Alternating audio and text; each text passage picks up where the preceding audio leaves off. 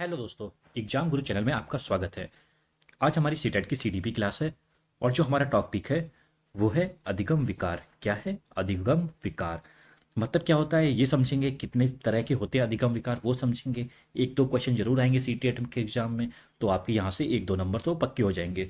तो चलिए शुरू करते हैं इस टॉपिक को। अब देखिए हम लोग को देखना है अधिगम विकार।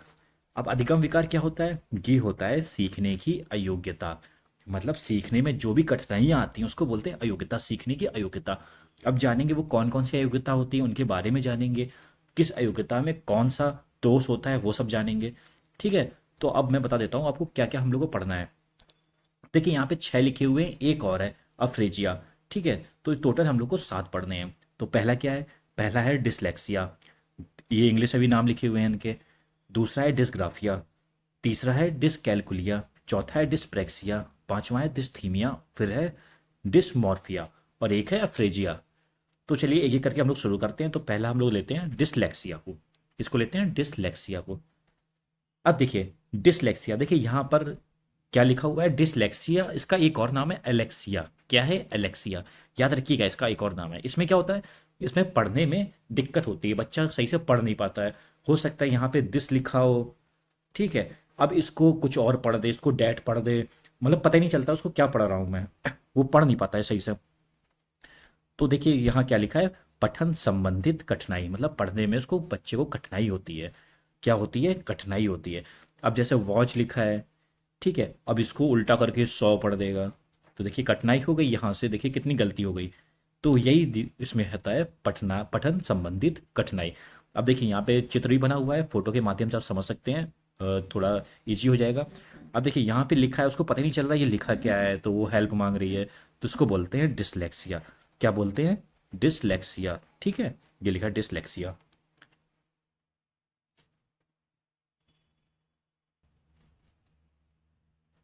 देखिए यहाँ पर क्या लिखा है? कई बार बच्चे पढ़ते समय त्रुटियां करते हैं। त्रुटियां मतलब गलतियां करते हैं। त्रुटियां करते हुए देखे जाते हैं। वो शब्द को पढ़ते समय त्रुटियां कर देते हैं। जैसे उदाहरण देखिए लिखा है, राम को मरा पढ़ लिया। ठीक है। 100 को वॉच पढ़ लिया। क्या पढ़ लिया? 100 को वॉच पढ़ लिया, मतलब उल्टा हो गया। राम को उल्टा कर दिया, 100 को इसने उल्टा कर दिया। तो क्या हो गया? ये हो गया डिसलेक्सिया, पढ़ने में दिक्कत हो रही है बच्चे को। अब बढ़ते हैं हम लोग दूसरे वाले पे अपने। दूसरा क्या है? दूसरा है डिस्ग्राफिया। क्या है? डिस्ग्राफिया। अब देखिए यहाँ पे, देखिए यहाँ पे आपको क्या दिख रहा है? ग्राफ दिख रहा है। ग्राफिया मतलब ग्राफ, मतलब कुछ ड्रॉ करने का आएगा। तो इसमें क्या होता है? ड्रॉ करने का मतलब लिखने से संबंधित प्रॉब्लम होती है।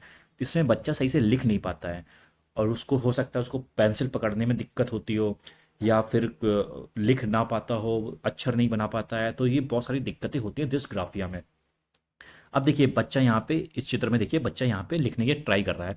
देखिए उसने ई सही बनाया, एक्स सही बनाया, एच उल्टा बना दिया। ठीक है। ये देखिए एच उल्टा बना दिया। यू एस ई देखिए उल्टा बना दिया। बच्चा भी परेशान है कि ये मैं क्या लिख रहा हूँ। बच्चे को भी नहीं पता चलता है वो कैसे लिखे। तो इसमें यही है, तो लिखने में दिक्कत होती है। उसको क्या बोलते हैं? उसको बोलते हैं डिस्ग्राफिया। क्या बोलते हैं? डिस्ग्राफिया। कई बार बच्चे लिखते हुए त्रुटियां कर देते हैं। लिखते हुए त्रुटियां जो कर देते हैं बच्चे, लगभग बहुत सारे बच्चे बचपन में तो करते ही होंगे, हम लोग भी करते थे। तो उसको बोलते हैं डिस्ग्राफिया। क्या बोलेंगे? डिस्ग्राफिया। याद रखिएगा, इंपॉर्टेंट है ये सारे। अब बढ़ते हैं तीसरे वाले पे। अब देखिए तीसरा वाला जैसे नाम से पता चल रहा है, डिसकैलकुलिया। क्या है? कैलकुलिया मतलब कैलकुलेशन, तो मतलब गणना। कैलकुलेशन क्या होता है? गणना संबंधित कठिनाई होती है। देखिए इसमें है भी, जिसको गणित में दिक्कत होती है, उसे गणना नहीं हो पाती, मल्टीप्लाई नहीं कर पाता है, गलतियां हो जाती हैं कई बार, और डिवाइड नहीं कर पाता है, जोड़ घटाने नहीं कर पाता है। तो उसके में क्या, कौन सा विकार होता है? उसके में होता है डिसकैलकुलिया। इस अक्षमता के अनुसार बच्चे गणित के चिन्हों को गलत समझते हैं।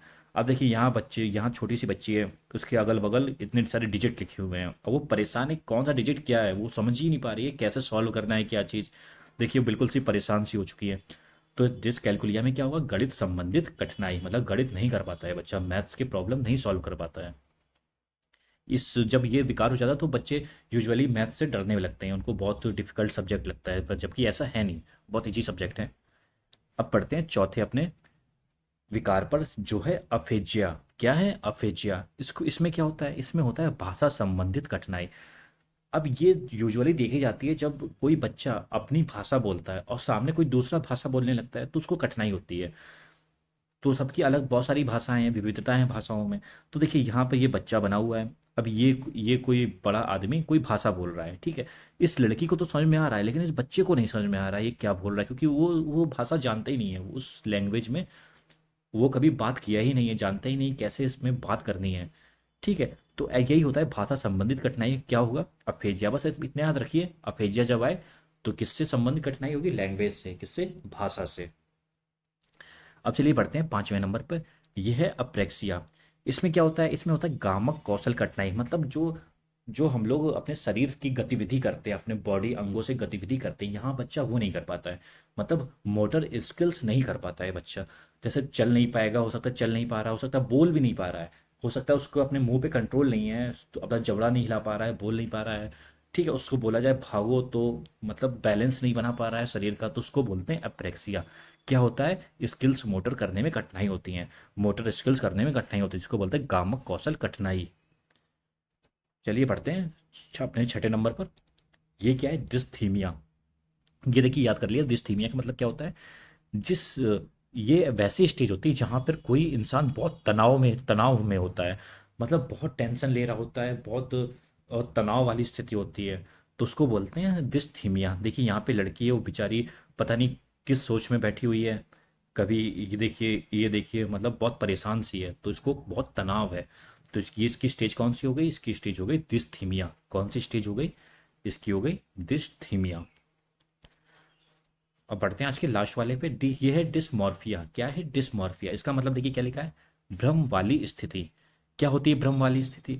देखिए मैं इसको बता देता हूँ। जैसे भ्रम वाली स्थिति होती है, लेकिन इस देखिए क्वेश्चन में जब पूछा जाएगा आपसे एग्जाम में डिसमॉर्फिया, उसमें ये लेके आएगा भ्रम वाली स्थिति, तो आप इस पर टिक करिएगा। अब मैं आपको समझा देता हूँ उसमें होता क्या है। इसमें जो इंसान होता है उसको लगता है कि उसके बॉडी पार्ट्स में कुछ दिक्कत है। जो पतला होगा उसको लगता है मैं मतलब जो फिट होगा उसको लगेगा कि मैं मोटा हो रहा हूँ। देखिए यहाँ पे ये देखिए बॉडी बिल्डर टाइप बंदा खड़ा हुआ है। वो शीशे में देख रहा है, लेकिन उसको लग रहा है कि मैं मोटा हो गया हूँ। अब देखिए लड़की भी देख रही है कि मैं मोटी हो गई हूँ। मतलब भ्रम वाली स्थिति हो जाती है कि मेरे शरीर में ये कमी है, वो कमी है। ऐसा होता कुछ नहीं है, सब अच्छे लगते हैं, लेकिन इसमें भ्रम वाली स्थिति हो जाती है कि मेरे शरीर में वो ये कमी है, वो कमी है, तो उसको बोलते हैं डिस्मॉर्फिया, भ्रम वाली स्थिति।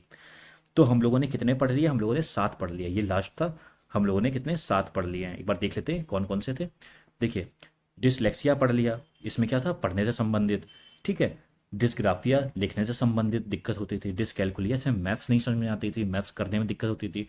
डिसप्रेक्सिया क्या होता था? इसमें गतिविधि करने में दिक्कत होती थी, मोटर स्किल्स नहीं कर पाते थे बच्चे। डिस्थीमिया, इसमें तनाव वाली स्थिति होती थी, बहुत मतलब टेंशन में रहते हैं लोग। और डिस्मॉर्फिया क्या होता था? डिस्मॉर्फिया होता है जिसमें जिसमें भ्रम वाली स्थिति हो जाती है कि मेरा शरीर में ये अंग ठीक नहीं है, मैं मोटा हूँ, ये है वो है, तो ऐसी चीज़ें हो जाती हैं डिस्मॉर्फिया में। एक अफेजिया पड़ा था जिसमें भाषा संबंधी पर लैंग्वेज डिफरेंस हो जाता है तो दिक्कत होती है।